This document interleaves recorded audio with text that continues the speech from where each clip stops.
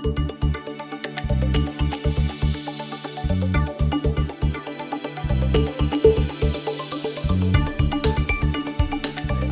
Matamec Explorations. We're one of the most advanced heavy rare earth projects outside of China. My name is Edward Miller and I'm the Director of Investor Relations. Our office is headquartered in Montreal. We're listed on the Toronto Stock Exchange Venture under MAT and on the OTCQX. Our project is, as I said, one of the most advanced, particularly focused on the heavy rare earths, and we're a partnership with Toyota, and we're located in Témiscamingue, Quebec, close to where North Bay is. Quebec is a very friendly place in the world to look at building a project. We have great support from the Quebec government. In fact, the Quebec government is looking to make rare earths a strategic part of their process going forward, as they're focused really on electrifying the province in transportation.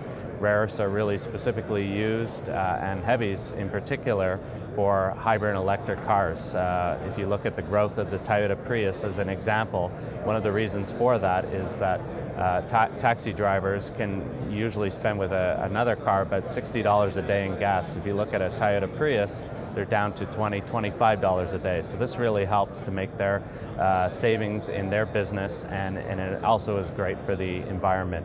And so the Quebec government really wants to take advantage of the strong resources that we have in electricity to really develop a strong hybrid and electric market going forward. What makes Matamec stand out compared to all its other competitors, and it's really important as investors in analyzing rare earth projects. Specifically, Matamec is focused on the heavy rare earths and not lights, which is where there's significant potential in heavies in terms of the pricing. As well, we have a feasibility study completed. When you're analyzing a project, you really need to look, does this company at a PEA level, pre-feasibility study, or feasibility study? With the growth and development that Matamec has achieved just in this past year, with the completion of a feasibility study, we have advanced so much compared to all these other companies. So it's really important when you're analyzing a company to look at that level. As well, we have a joint venture partnership with Toyota, one of the largest consumers of rare earths.